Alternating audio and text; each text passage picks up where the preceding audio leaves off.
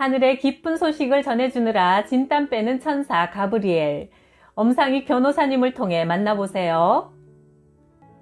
내가 30대 중반 대통령 직속기관에 있으면서 직접 보좌했던 장관은 매일 새벽에 출근했다. 출근하면 사무실 뒤에 있는 작은 방에 들어가 십자가 앞에서 무릎을 꿇고 기도했다.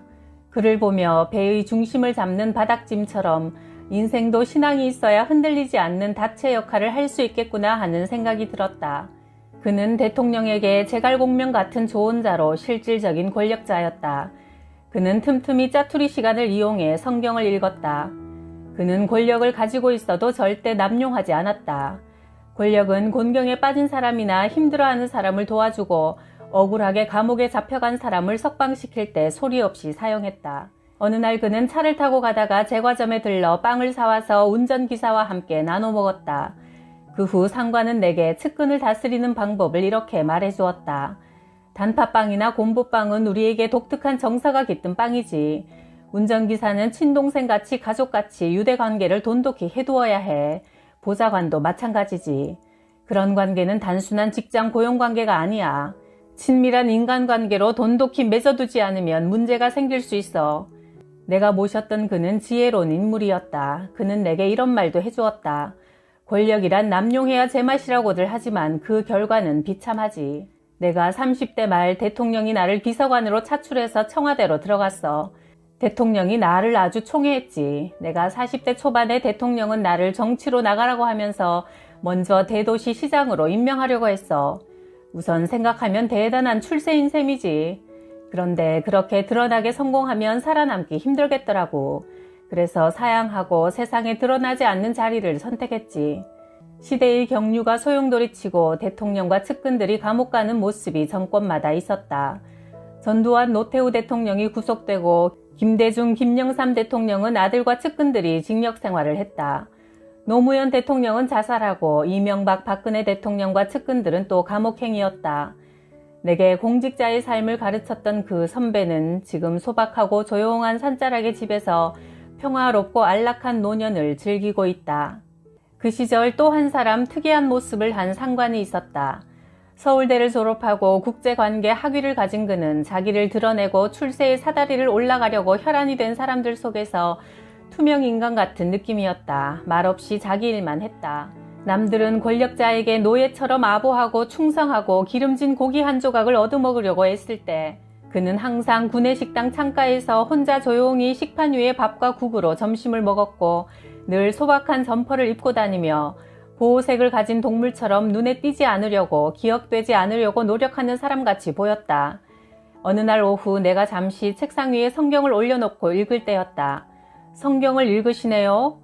옆에서 조용한 목소리가 들렸다. 그였다. 평소에 별로 대화가 없던 그가 옆에 다가와 미소를 지으며 이렇게 말했다. 늘 그렇게 하세요. 절대로 인간에게 의지하지 마세요. 약한 인간을 믿으면 돌아오는 건 배신뿐입니다. 지금처럼 그렇게 하나님을 믿으세요. 그리고 하나님께 부탁하세요. 인간에게 뭘 바라면 비굴해지지만 하나님께 기도하면 당당해지고 바라는 것 이상의 좋은 것을 얻게 되지요. 그렇게 말해주는 그의 모습에서 동생을 이끄는 따뜻한 형의 모습이 느껴졌다.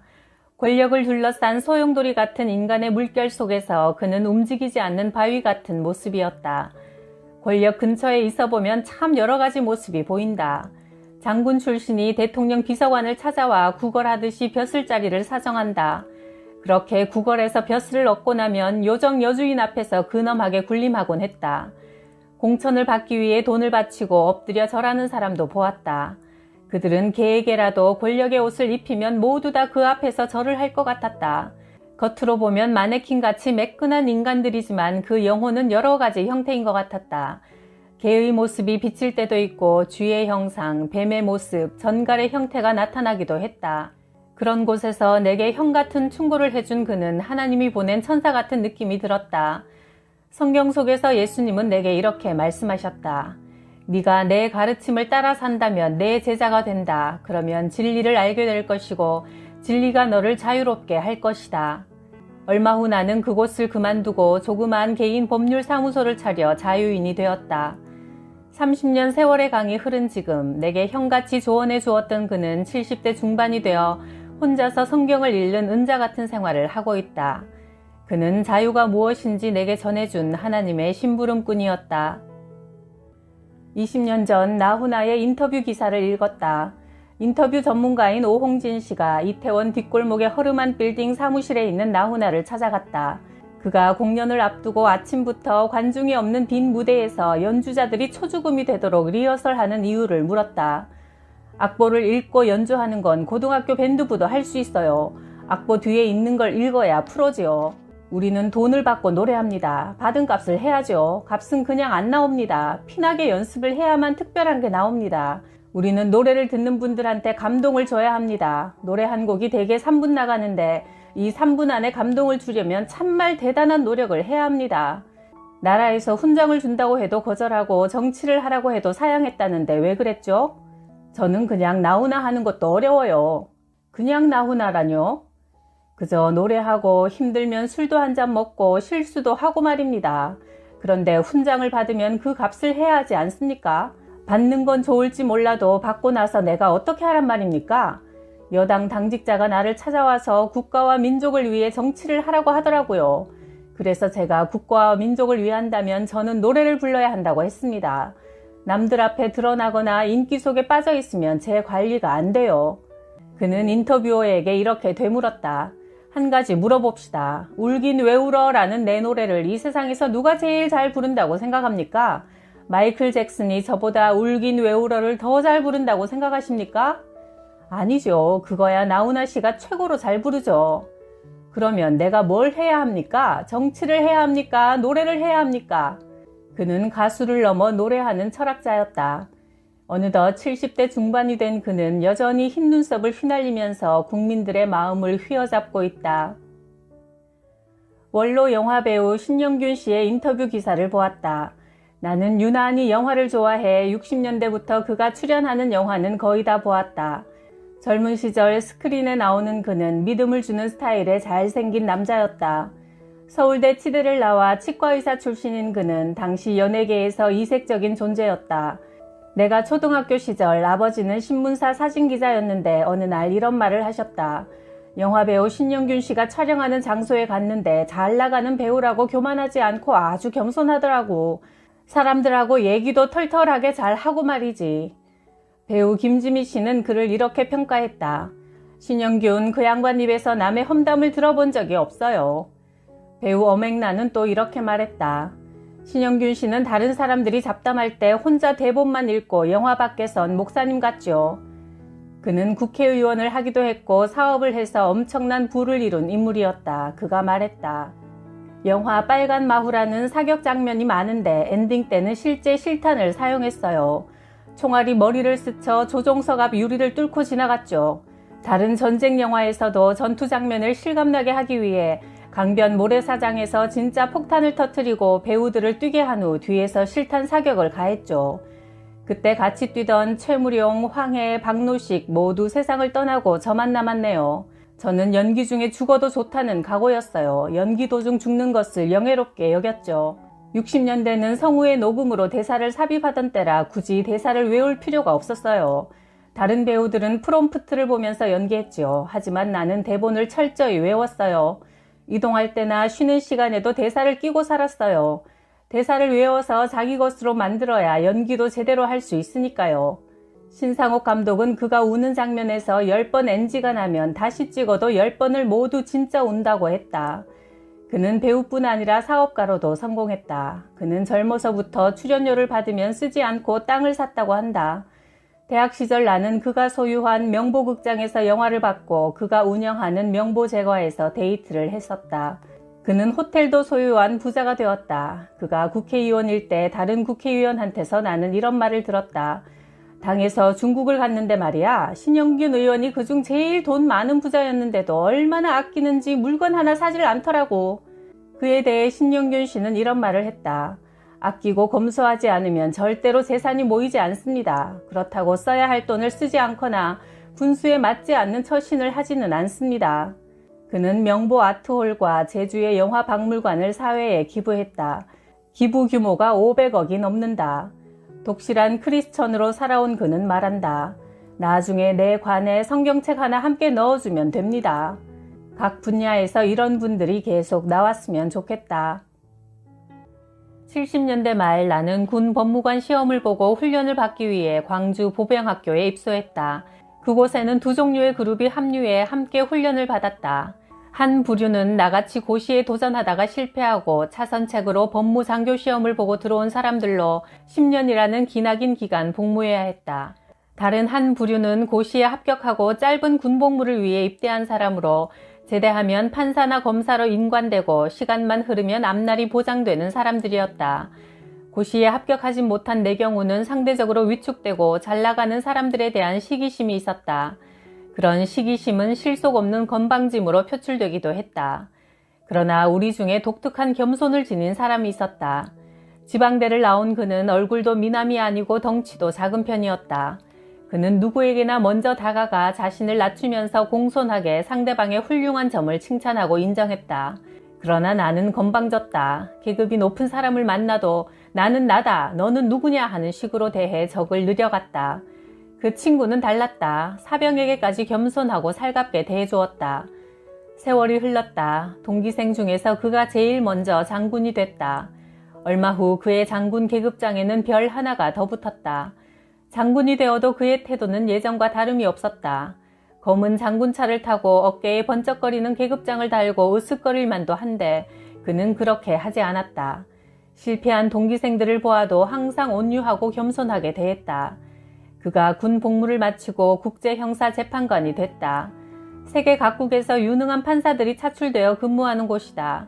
10년 후 그는 60대 중반이 되어 임기를 마치고 귀국했다. 그리고 얼마 후 다시 국제형사재판관으로 추천되어 유럽으로 갔다. 국제형사재판소의 재판관들이 그를 좋아해서 다시 재판관으로 모신 것이다. 70고개에 다다른 그는 아직도 열성적으로 일하고 있다. 40년 전 함께 군부대에서 훈련받던 사람들은 전부 일선에서 물러나 뒷방 늙은이가 되어 있다. 한 번은 그의 입에서 나 같은 놈이 성공한 것은 내가 잘나서가 아니라 모두 하나님 은혜입니다 하는 소리를 들은 적이 있다. 그의 성공의 비결인 것이다. 그는 철저히 하나님 앞에서나 사람 앞에서나 겸손했다. 위선적 겸손이나 처세의 겸손이 아니었다. 나는 그의 성공을 보면서 세상을 이기는 가장 무서운 힘이 겸손이라는 것을 뒤늦게 깨달았다. 나는 동기생인 그의 앞에 마음의 무릎을 꿇는다. 성경 속의 예수님은 수건을 허리에 동여매고 대야에 물을 떠서 제자들의 먼지 묻은 발을 하나하나 씻어주고 말씀하셨다. 너희가 주님, 선생님 하고 부르던 내가 너희의 발을 씻어주었다. 내가 너희에게 한 것 같이 너희도 남에게 그렇게 하라고 본을 보여준 것이다. 너희가 이걸 깨달아 그대로 행하면 복을 받을 것이다. 세상을 이기는 최고의 지혜가 겸손이라고 예수님께서 제자들에게 몸소 행동으로 알려주신 것이다. 내가 오랫동안 친하게 지내온 형님 같은 분이 가구점을 운영한다. 40년 넘는 역사를 가진 유명한 점포다. 97년 외환 위기 때였다. 시대의 찬바람이 가구점들을 도미노같이 쓰러뜨렸다. 하루는 부도난 옆 가게 사장이 그를 찾아와 도와달라고 사정했다. 그는 그를 측은하게 여겨 자신의 가구점 매니저 자리에 앉히고 오갈 데 없어진 그의 가족에게 아파트를 세워둬 주기도 했다. 한두 달 시간이 흐르면서 매니저의 행동이 이상해졌다. 가구 납품업체로부터 뒷돈을 받기도 하고 물품을 다른 곳으로 빼돌리는 걸 다른 직원이 목격하기도 했다. 가구 수입을 위해 해외 출장을 가서도 그곳 업체와 모종의 뒷거래 냄새를 풍겼다. 제일 수상한 것은 가구점의 그동안 영업장부를 몰래 복사하는 행위였다. 마침내 그의 각종 비리가 사장에게 알려지자 매니저는 그 가구점을 그만두게 되었다. 얼마 후 매니저가 보낸 내용 증명 우편이 사장에게 도착했다. 그동안의 탈세 내역이 적힌 협박장이었다. 쫓겨난 매니저는 거액의 돈을 요구했다. 가구점 사장이 나를 찾아와 내용 증명을 보이면서 말했다. 저는 크리스천이지만 실정법의 세율대로 세금을 내고는 도저히 가구점 운영이 불가능하다고 생각해왔어요.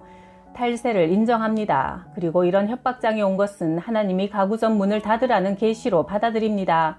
그의 정직성에 나는 놀랐다. 그리고 그가 협박하는 상대방을 증오하지 않고 그 사실 자체를 하나님의 메시지로 여겨 평생 천직으로 해오던 가구점을 포기할 수 있는 믿음에 놀랐다.